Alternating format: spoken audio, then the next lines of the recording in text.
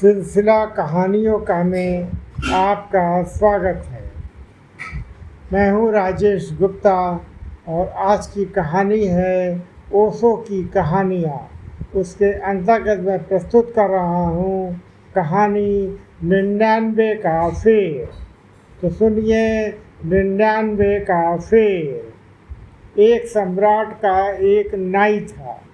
वह उसकी मालिश करता था, हजामत बनाता। सम्राट बड़ा हैरान होता था कि वह हमेशा प्रसन्न, बड़ा आनंदित, बड़ा मस्त रहता है। उसके 1 रुपये रोज मिलता था। बस 1 रुपया रोज में वह खूब खाता पीता, मित्रों को भी खिलाता पिलाता। सस्ते जमाने की बात थी। रात जब सोता तो उसके पास 1 पैसा न होता। वह निश्चिंत सोता। सुबह 1 रुपया फिर से उसे मिल जाता मालिश करके। वह बड़ा खुश था, इतना खुश कि सम्राट को उससे ईर्ष्या होने लगी। सम्राट भी इतना खुश नहीं था। खुशी कहाँ, उदासी और चिंताओं के बोझ और पहाड़ उसके सिर पर थे।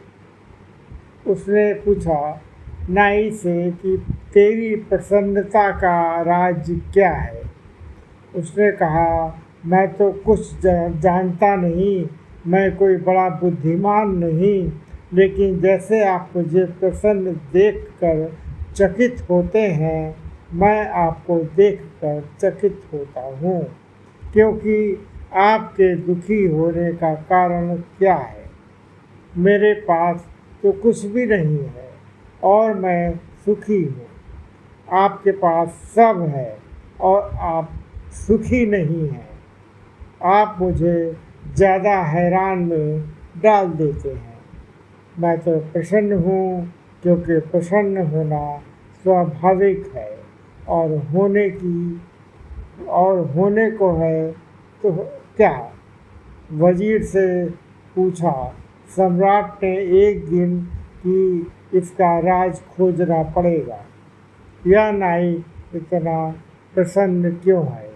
मेरे मन में ईर्ष्या की आग जलती है कि इससे तो बेहतर नाई ही है। यह सम्राट हो कर क्यों पसंद है, क्यों फंस गया। न रात नींद आती, न दिन चैन है और रोज चिंताएं बढ़ती चली ही जाती है। घटता तो दूर, एक समस्या हल कर 10 खड़ी हो जाती है। तो नाई ही हो जाते। वजीर ने कहा, आप घबराएं मत, मैं उस नाई को दुरुस्त किए देता हूँ। वजीर तो गणित में कुशल था। सम्राट ने कहा, क्या करोगे? उसने कहा, कुछ नहीं। आप एक दो दिन में देखेंगे। वह 99 रुपये एक थैली में रख कर रात नाई के घर में फेंक आया। जब सुबह नाई उठा तो उसने 99 गिने। बस वह चिंतित हो गया। उसने कहा, बस 1 रुपया आज मिल जाए तो आज उपवास ही रखेंगे, 100 पूरे कर लेंगे। बस उपद्रव शुरू हो गया। कभी उसने इकट्ठा करने का सोचा न था, इकट्ठा करने की सुविधा भी न थी। 1 रुपया मिलता था, वह पर्याप्त था। ज़रूरतों के लिए कल की उसने कभी चिंता ही नहीं की थी। कल उसके मन में कभी छाया ही न डाला था। वह आज में ही जीता था। आज पहली दफ़ा कल उठा। 99 पास में था, 100 करने में देरी ही क्या थी। सिर्फ एक दिन तकलीफ उठानी थी कि 100 पूरे हो जाएंगे। उसने दूसरे दिन उपवास कर लिया।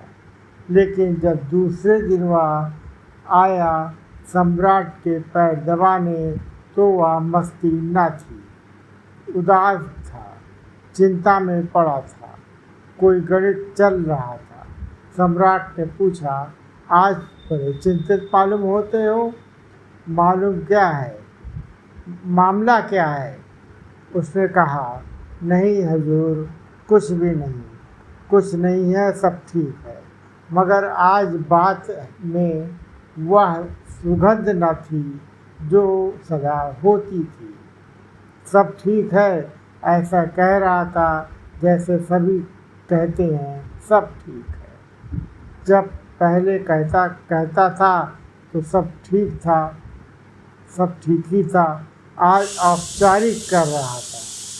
सम्राट ने कहा, नहीं, मैं ना मानूंगा, तुम उदास दिखते हो, तुम्हारी आँख में रौनक नहीं है, तुम रोए रोए ठीक से तुम रात सोए ठीक से?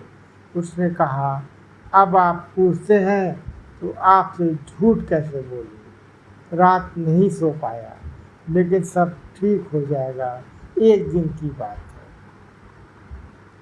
आप घबराएं मत। लेकिन वह चिंता उसकी रोज बढ़ती गई। 100 पूरे हो गए तो वह सोचने लगा कि अब 100 तो हो ही गए हैं, अब धीरे धीरे इकट्ठा कर लें तो कभी 200 हो जाएंगे। अब एक एक कदम उठने लगे। वह 15 दिन में बिल्कुल ही ढीला ढाला हो गया। उसकी सब खुशी चली गई। सम्राट ने कहा, अब तू बता ही दे, सच सच मामला क्या है? मेरे वजीर ने कुछ किया? तब वह चौंका।